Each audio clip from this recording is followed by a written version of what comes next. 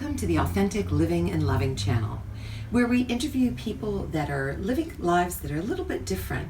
They're working to the beat of their own drum and doing things that inspire others to do authentic things in their life as well.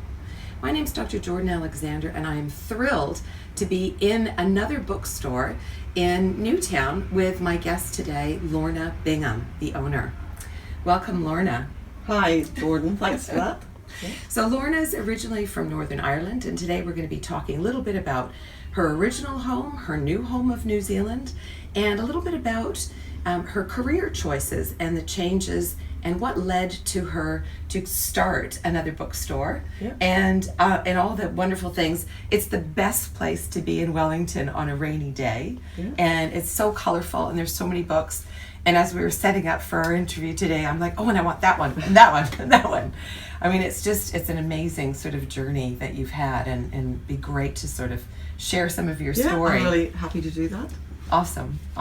So maybe we start just a little bit in Northern Ireland. So, when were you there? When did you leave? Obviously you still have the accent. Yeah, I think that's with me forever.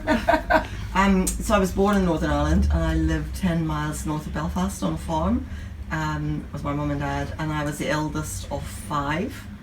So, and it was sort of busy growing up in the country. Went to a really small primary school with 2 teachers, and and just had a busy life, quite rural. Completely different to how my kids have grown up today in Wellington. So is it more of a country lifestyle, more of a country lifestyle? Yeah. And do you think that sort of shapes where you want to end up to in your life, or not so much? I think in one way it did, because I didn't really enjoy growing up in the country. So and when I went to university, I flatted with this woman, and she would have given her right arm to be in my position and grow up with horses and all that sort of thing. But I wasn't really into outdoors and animals and whatever. So I used to just help in the house, help my mum. I was really into baking and cooking and that sort of thing. Right. Yeah. So were you itching to get out of there? So you wanted to ditch the farm as quickly as possible? Or? Yeah, I think in some ways I'm more a city person, and I like the buzz of the city life and all the things that are going on there. So when was the first time that you left Northern Ireland? When I went to university. So I went to university in England, to Loughborough University in the Midlands, and my birthday was June, and I was just 17 in a couple of months, so I was quite young to leave home. Right. And that, for me, going to university was transformative. I met lots of different people from different backgrounds. That was really inspiring. Yeah. And what made you decide on nursing? Well, I didn't do nursing at that point. I did a human biology degree. Okay. And I never really thought about what do I do with a human biology degree. And of course, when you come out with the degree, then you think, what am I going to do next? And the choices were sort of research, that sort of thing, and that didn't really appeal to me. And I had thought about nursing if I hadn't managed to get to university. But so I went to London to nurse after university, and I guess that was a sort of interesting time. I started nursing, and then I thought, this isn't really what I want to be doing. And but I loved London, and I met really good friends, nursing friends, so I stuck with it and finished my training in London. Okay. So did you have a specific modality in nursing that you were trying to sort of get in, or was it just general stuff to get in? Started off with general nursing. Yeah. Right. And then at some point you found yourself traversing the Atlantic and then maybe the Pacific to get to New Zealand, or how did you end up in wonderful Wellington and Newtown? How did I end up in Wellington? That's a good question. So I did my nursing, and then at the end of that there weren't many nursing jobs going, and to be honest, I wasn't really that excited about it. Yeah. And I failed my finals in nursing, which sounds a bit bizarre, but I didn't even have a nursing textbook. I just didn't like nursing at all. It wasn't really me, but I didn't know what else I wanted to do at that point. Right. And I'd gone for a couple of interviews as a medical rep, and the guy said, you're not sure if you want to do this or not, which was true. Yeah. So I really feel for young people who don't have a direction, because I felt quite lost for a while. And then I went back to Northern Ireland, and when I was at school, I'd worked in the haematology and blood transfusion service in Belfast City Hospital. And I went back, and there was a job came up there, and I took that and trained as a medical laboratory scientific officer. So it sounds like you were more sort of following the next next thing more from earning Yeah. money rather than, oh my God, my passion is in nursing. Absolutely. And I just want to No, help people. absolutely. And I looked at all these friends. So I found my 20s quite difficult. So I Yeah. looked at all these friends, and they were at Price Waterhouse doing management training or accountancy, or other people were doing law and following their career paths and professions. And I was fairly disillusioned with nursing, so I wasn't really inspired to do that.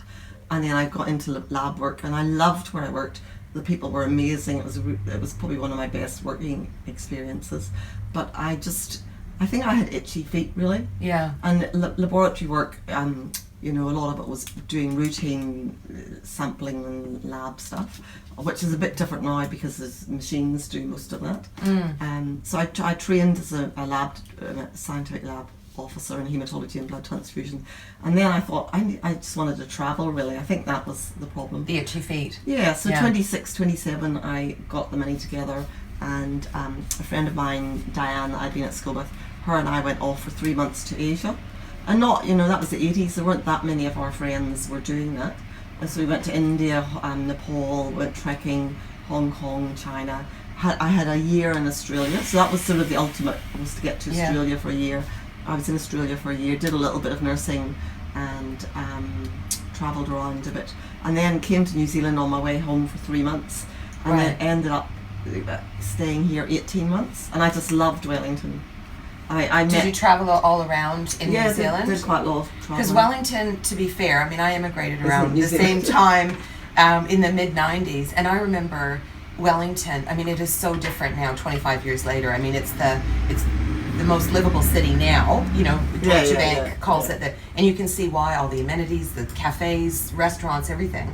But back in the mid-90s and even before, it was dark and dreary, and it seemed to be raining all the time and windy, and it's an interesting place to be, tugging at the heartstrings. Well, I think what appealed to me was I liked that clean green image that it had even back then. Yeah. And when I went home after the first time I was here, after I'd been here 3 months, I went via the States, and I was shocked when I got to the States about all the throwaway, disposable everything, and fast food. All that really didn't appeal to me at all. I mean, I enjoyed tramping when I was here. I enjoyed doing lots of outdoor stuff. Even though you thought the weather wasn't that wonderful then, it was probably better than it was in Ireland because it rains. Of course, a little bit warmer too. So I think it was the people I met. I was staying in Beethoven House, a hostel in Mount Victoria. Yeah. And I just met lots of really cool Irish and English people, so expats. And then through that joined the tramping club, and then met lots of Kiwis, and it just sort of evolved from there. So was it more trial and error? Because I'm thinking the point that you raise about young people today and not knowing what they want to do. My kids are the same. I mean, they're 17 and 19. And I mean, I guess the 19-year-old's starting to find her way into, she's really interested in sailing. But for the younger one, I think there aren't as clear pathways as they were when we were coming out of school, or there were sort of, do you want to be a doctor, a lawyer, a nurse, or a teacher, or something else? But do you want to be a doctor or a teacher? It was kind of that, and it sounds almost that that finding your feet by the overseas experience, meeting new people, that seems to be like almost your career pathway induction almost, or something. It's interesting because I work with young people now in my diabetes role. But it's recognised that 18 to 24 is the loneliest time for young people, and one of the most difficult times in a person's life. And I think that reflected where I would have been in those years, in some respects. I think up until I left university, because you've got that structure of school, university, and I found it really difficult because I saw all these people very happy in this career path, and I didn't have a career path, and I didn't know what I wanted to do. And I think I've often had, I think growing up, you had this idea, were you making the right or the wrong decision? And over the years, I've said to people, actually, it doesn't matter, because they're different decisions, and there isn't a right or wrong. One will take you on one pathway, and you'll meet somebody and things will happen, or, in that role, or another pathway will equally be as good, and you'll have opportunities. That is very sage advice. I think that I remember a gal that I was working with had a decision to make for moving from Napier to Wellington, and for a job, a promotion. And she found herself staying with this group of monks in a residence out there. This was, 'cause she was between houses or whatever. And she grew quite fond of this monk, and they had conversations and everything as much as he could, because he didn't fully speak English.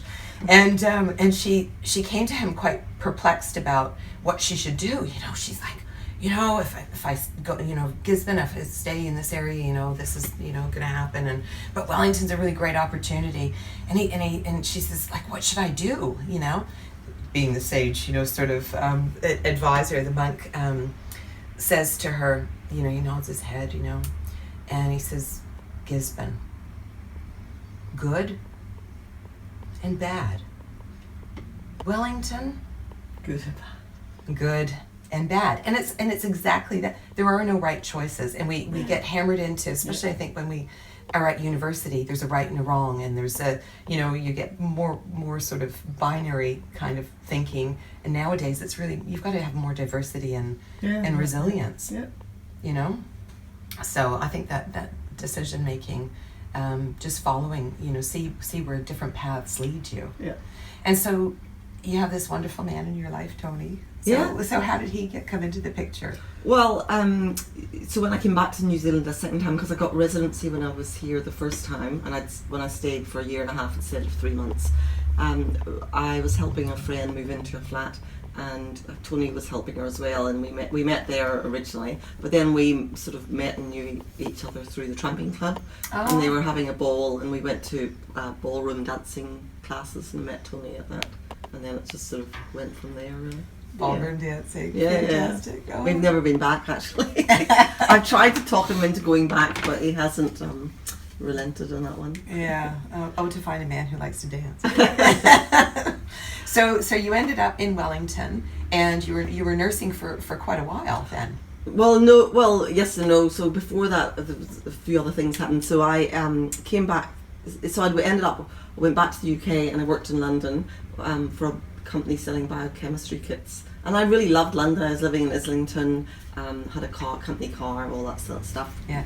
Working in all the major hospitals.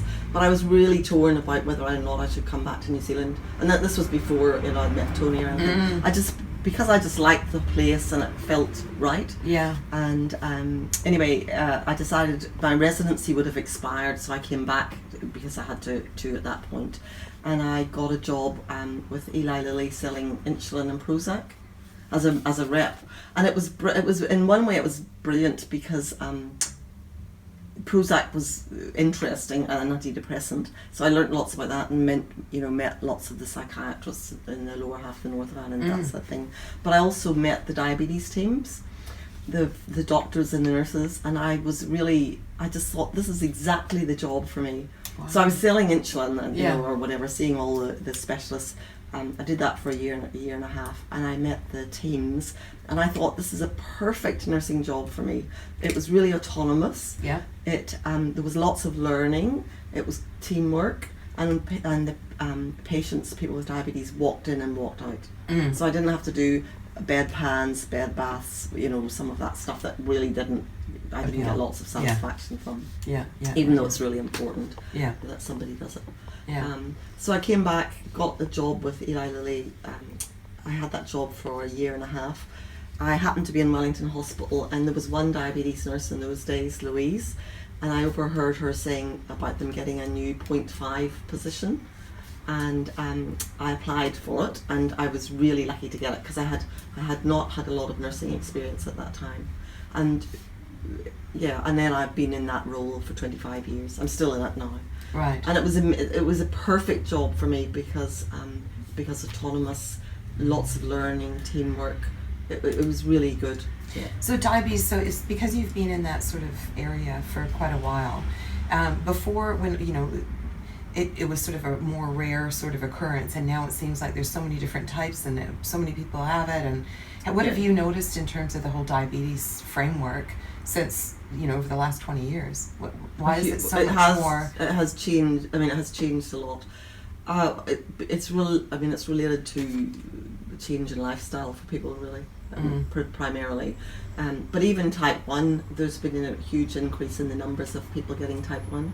So I suppose when I started back in the 90s, we might have had 6 new children a year, 10 new children a year, and now it's like 30 in our region perhaps, or around that. I'm just not that familiar with the numbers at the moment. But also in type 2s, we would have put a few people onto insulin, but now many more. We know that insulin earlier and getting people's control improved really makes a difference to long-term outcomes. So we're putting many more people on insulin.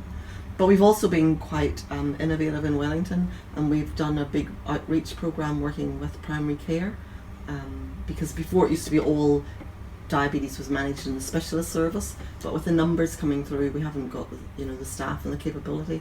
So we just did a big program working with general practice, the nurses and the GPs. Try and catch it earlier. To start insulin earlier in education. And that's been a really successful model. Oh, good. And that's something that I think CCDHB will roll out to maybe renal and some of the other chronic long-term conditions.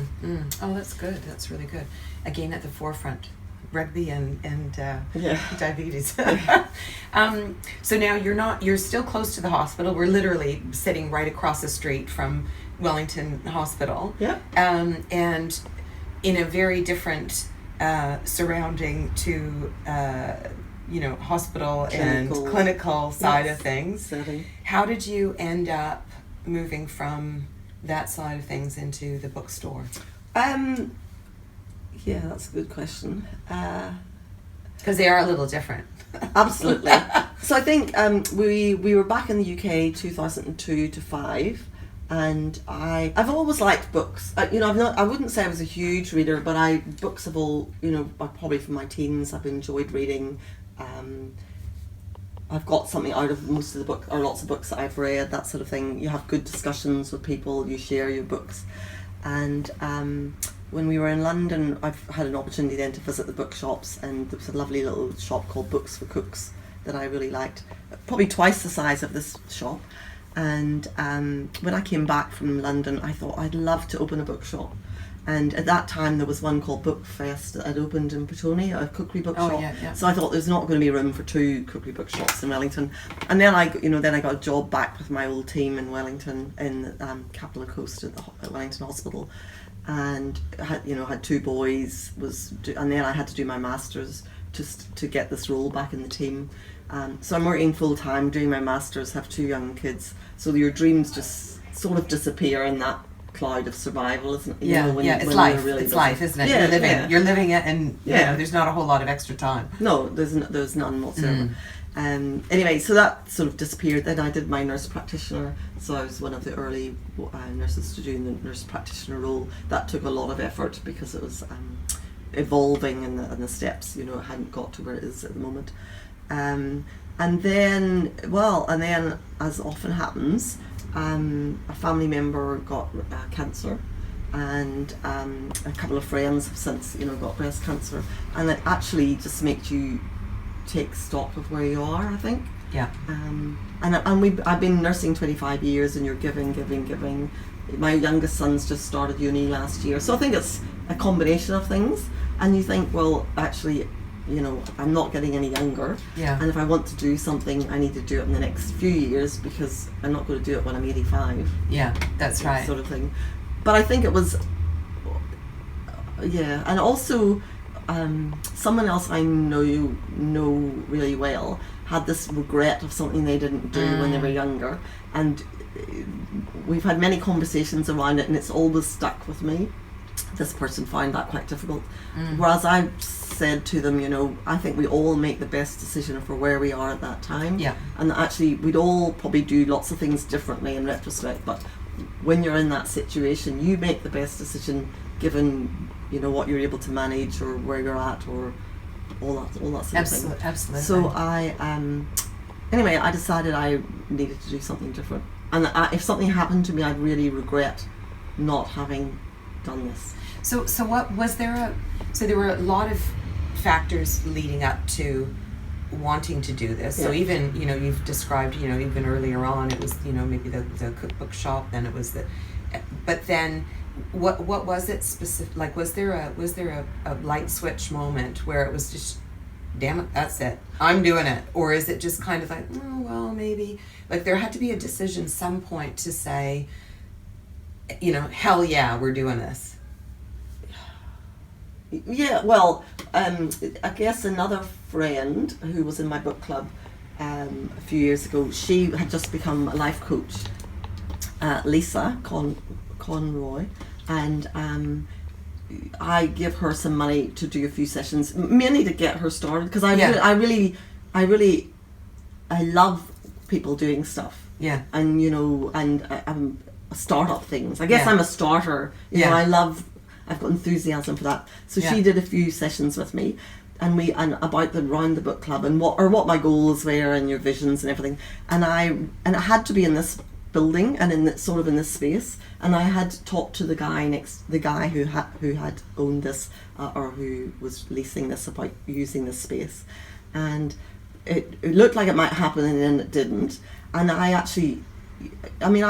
feel things happen if you make them happen. Anyway, she said to me, she's quite spiritual, she said, you just have to trust that it'll happen, Lorna. Well, I would never trust something to happen, because that's I'm not in your DNA. That's not my DNA. You make it happen. Anyway, I decided that I didn't want it in the other side of Newtown, or I didn't want it somewhere else. It had to be in this spot. So I actually had to just give it away. Yeah. And that was it. And then you let go, Lorna. I let go, which was actually, I let go was quite a big thing. And anyway, then Lindsay, that I worked with, who was my manager in work, he was a bit burnt out, I think, similar to myself at that time with nursing. And he and I shared an office for 10 years, and we were good colleagues. And he just needed a break from everything, and he was leaving. So there was sort of quite a few things, and then I just thought, I can't do this anymore. I need to do something different, something creative. Yeah. I think working in a big organisation, there's all the fiscal constraints. We just come through the strike with nursing. I think nursing is not in a good place. Yeah. And many people will disagree with me. However, as a reflective thinker, I really, really think about it deeply, and I have lots of things I think we need to be doing differently. It's become a bit academic, but that's another story. Anyway, so I happened to just walk to work one morning when I normally drive, and the man who had this shop before me was in the window, and he's never here. Right. Honestly, it was absolutely serendipity. And I knocked on the window and said, Steve, no word of you moving out yet? And he said, actually, we've just taken premises over in Featherston. Yes. And from then, wow, it was going to happen. Okay, so I just want to stop right there and just re-emphasize, let go equals stuff happens.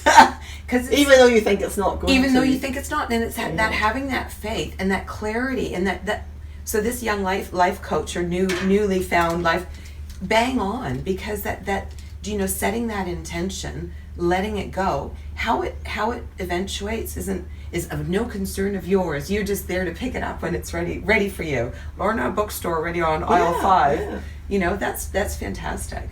So then you obviously things started to move in this in this area. And did you give up the nursing then? So you're still involved in some way. Yeah. So this was like October. This was probably September time. And I had to do something at work which I would never not do, a journal club, and I just had no wherewithal to do it. Like at that point, I sort of hit the wall, I think, and I turned up in work one morning and just said, I can't do this, and then everybody was really concerned. Oh, you're so burnt out.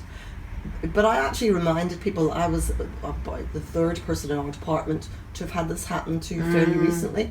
And I'd done a bit of reading, and I'm interested in nurses' well-being. Yeah. And actually, even when I was at Guy's in 1983, we had to do a project, and I looked at who cares for the carers. And I found it when I went home a few years ago when I was clearing out some stuff after my mum had died. And actually, nobody looks after the carers, I have to say, or there's very little given to that. And I think there was a few things happened. I didn't get to go to a conference that I had asked to go to or hadn't worked out for various reasons. just everything, happened at once. Yeah. But I really challenged when people said to me, Lorna, you're burnt out. It's actually an organisational issue, and I was the third or fourth person in our department. I probably shouldn't be saying this. But I think, we can't keep blaming the person who works hard and is really dedicated and does a good job. We have to step back and think, what's the bigger picture? I think increasingly, I completely agree with you, and I think increasingly as the younger generations are coming through, they're demanding it. Like I see in some organizations the older people are saying, well, you should be working, 50, 60 hours a week plus, you should be doing, whatever it takes.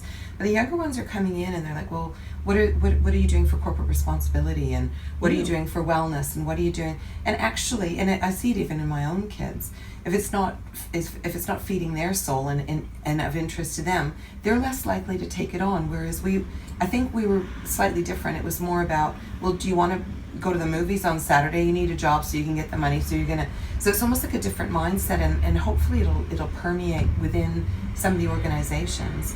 Also, wellness is becoming more important, but I think the health sector is still one of those last bastions of older thinking, and it might be happening in pockets, but I do think it's a systemic issue that needs to be absolutely addressed. Yeah, I mean, absolutely. I think, and I think it's probably particularly bad in nursing. Yeah. I think it's not quite the same in medicine. I think they've got a better handle on it. But I think nurses, it's that looking after and nurturing, and probably quite a female-dominated. It is a female-dominated profession.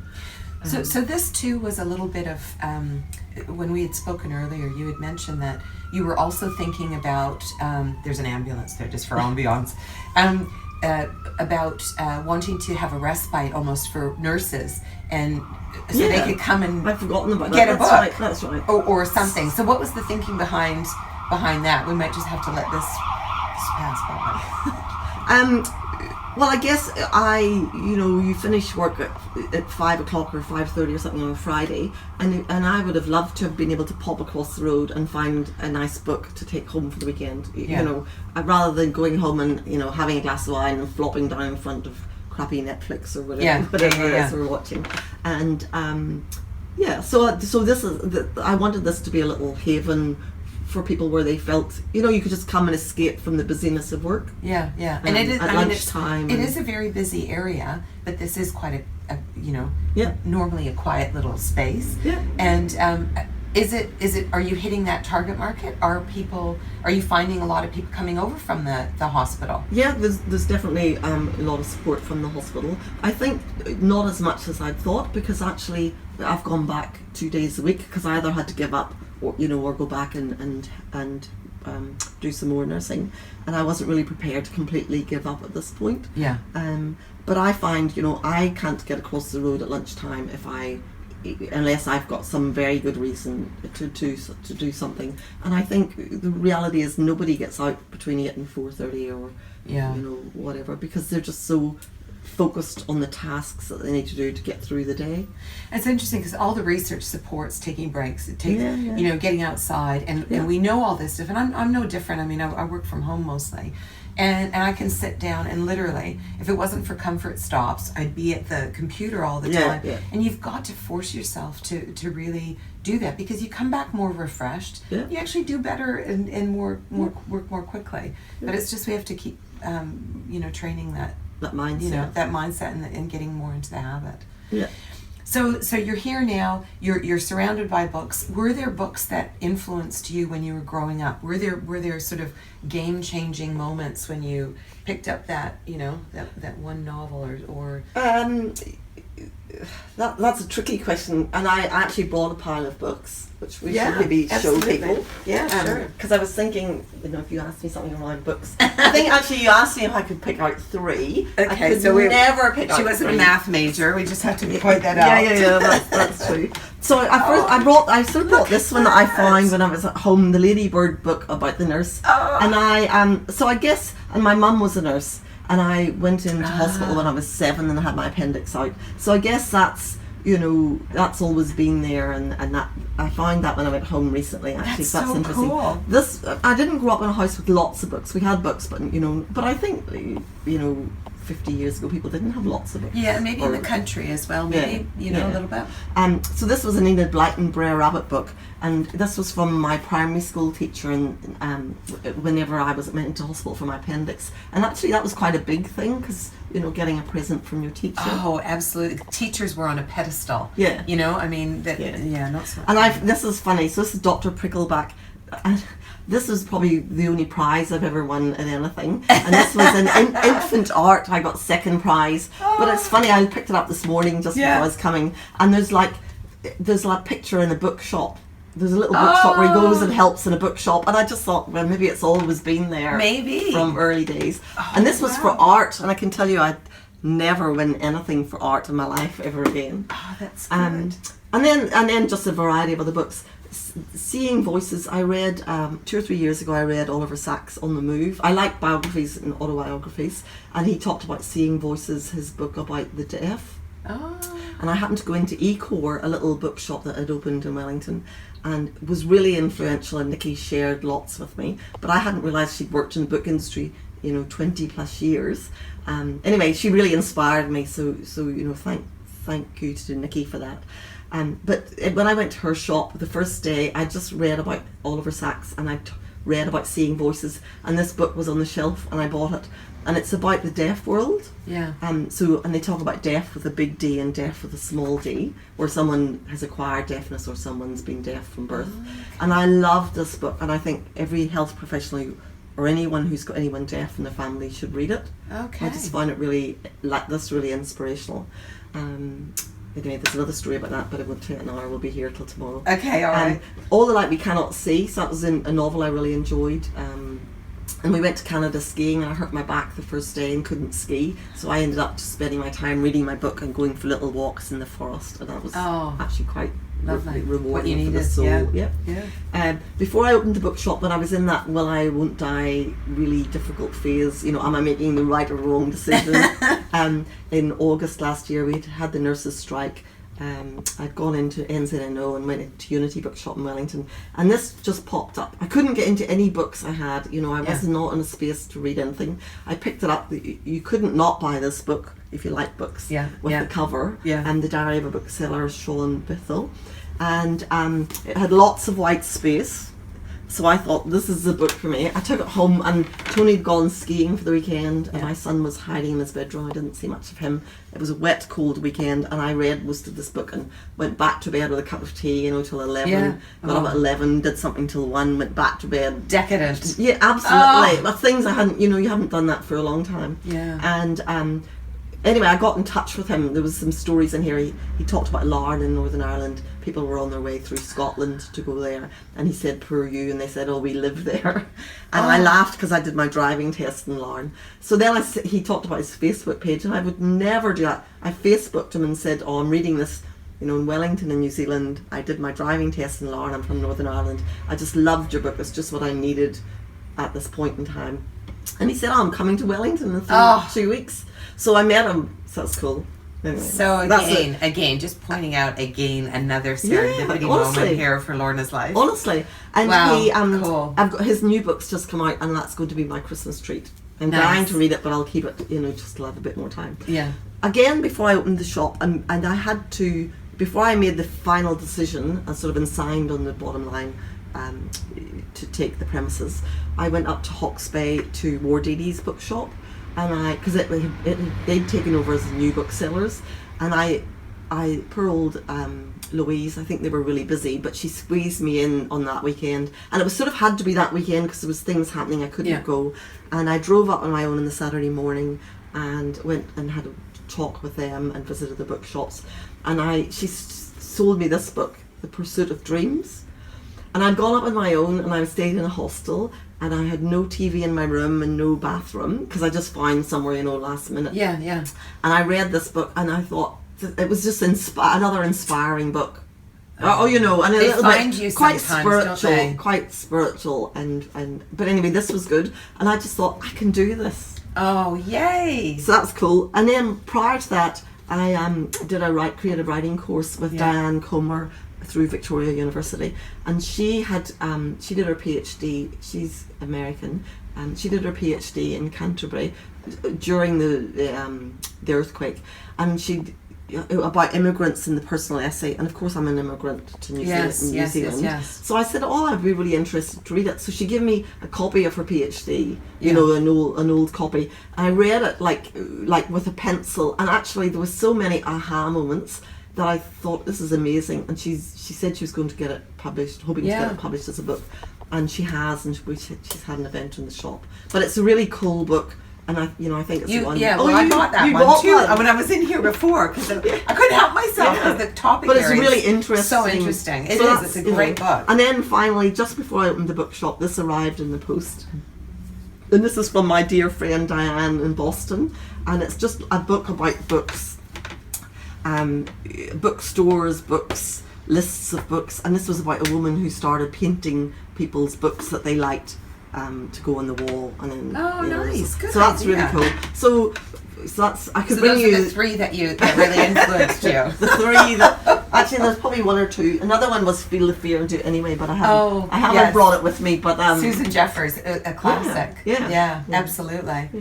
Oh, so that's probably enough about the book. Yeah. Well. So for you, I mean, you've been inspired by these books. You've let go around some things, and you've sort of reaped the benefits.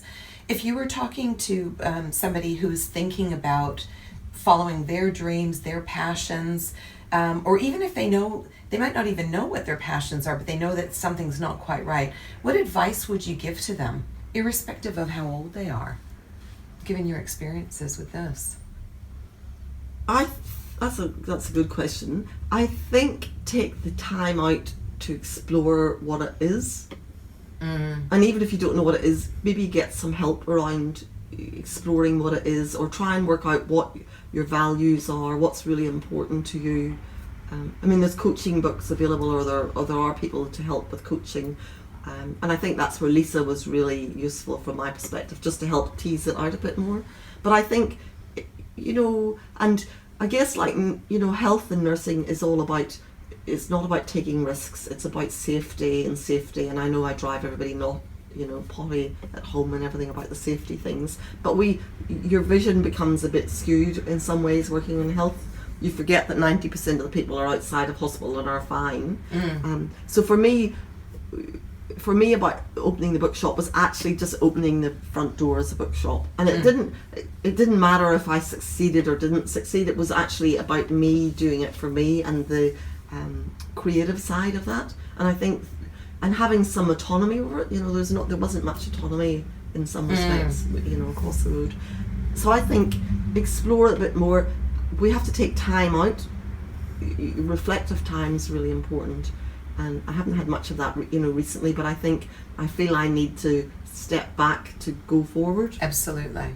So that's probably what I would say. And if it's something you really want to do, if you had bad news and your health wasn't good next week and you weren't going to live any longer, would you regret not doing it? Because that's really probably the bottom line for me, was actually, if something happened to me in the next few years, would I regret not doing this? Absolutely. Yeah. Would I want to spend another 5 years in the hospital doing clinical work and getting burnt out and coping with all the things we're coping with? Absolutely not. This was life changing. This made me feel that people were nice again. Yeah, wow. Really brought joy. And I think my values for the shop, or for doing this, were to be inspiring, connecting and sharing, and that has really happened. And you were talking before as well about trying to get that sense of community. So this is kind of a communal space as well, and a place where people can come, recharge, and be a part of something quite special. Yeah. So no regrets, obviously, from the way you're describing it. No regrets. Any challenges that you've, in setting this up, that almost tipped you over to say, oh my gosh, I mean, obviously you had exactly the right book at the right moment, it's out, which is fabulous, but was there ever a, oh my gosh, Tony, I can't do this anymore, and if there was, how did you get over it? I mean, I've had lots of little moments like that where, because the business side was all new, and luckily for me, it is teamwork, and Tony's a director in the company, and he's very good on zero and business side and cash flow and that sort of thing. So that's worked well. That's worked really well, that partnership. I think I didn't realise new books were so important. I thought when I had my 5 pages of books that I've researched for the last 3 years, probably with friends. Yeah. What's your favourite book? What's your favourite book? Yeah. I thought that was enough. Yeah. But I got a bit of a shock when I came in and discovered it's actually lots of it's about new books. Right. And I hadn't quite figured that in. Right.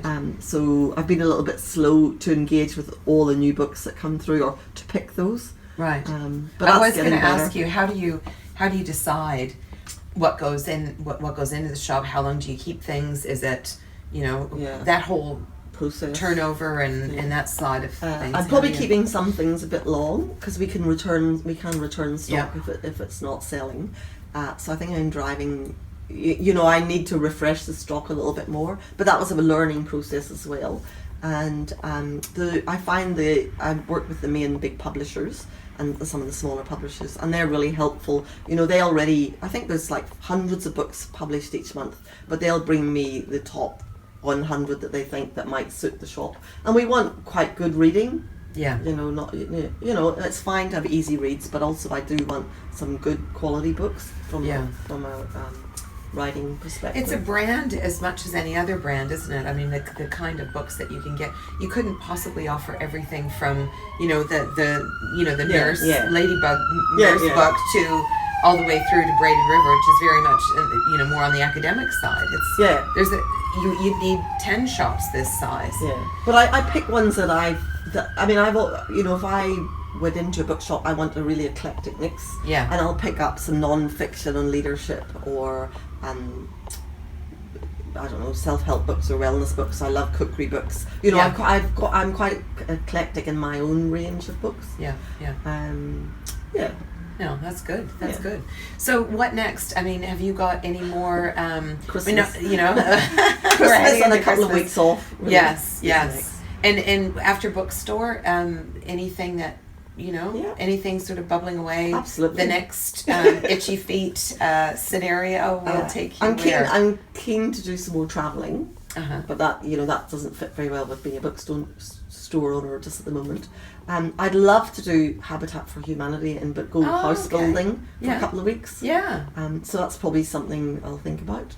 Neat. And maybe take Tony, if I don't know that he's that excited about that. We'll be that excited about that. We did a sailing course a couple of years ago together, and we've been a sailing course. Yeah. Sailing. I thought you said sealing, and I was thinking sealing. It's the accent. Sorry. Yes, sailing, and that was fun, and we've enjoyed that. We went to the Bay of Islands, did a really good course for a week, and then we've been gone sailing in the Sounds. So that's been good. So I think Tony, that's something he would like to explore a bit more. Yeah. Oh, interesting. Yeah. Oh, that's fantastic. But I think health, looking at close people who've had health issues, that just makes you think you just need to do things when you're well and able, and not wait until you've retired and saved up the money, because actually some people don't get to that point. I think that whole acting now and that feeling the fear and doing it anyways is such an important thing, especially when people are in their 50s and up. I mean, you can do it when you're in your 20s. Great, good on you. Yeah.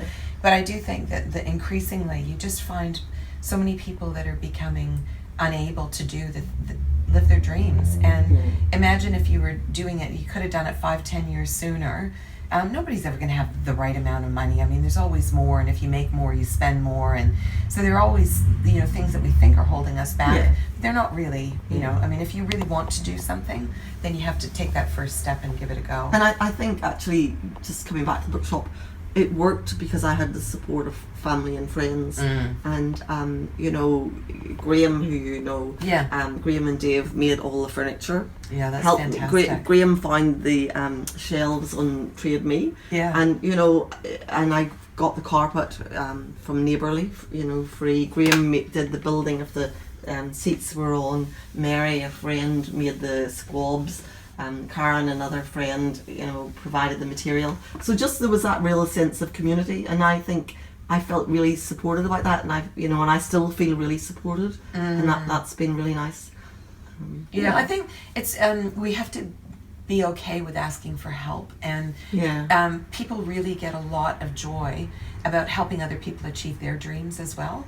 And it's not so much ask, there's sort of this reluctance to ask, but it's fabulous. People can see how much joy you're bringing to other people, but also, for helping you build your dream, that's going to make them feel good as well. They're a part of it. Yeah, That's and that's wonderful. where I really liked when people said that me doing this has been inspiring. And one of my colleagues in the hospital came in on Christmas Eve last year, and I'd only opened, a month, and I had hardly any books. Yeah. And the colleague said to me they were really impressed I had the balls to do it. Yeah. And this is somebody who I hold in quite high esteem. Yeah.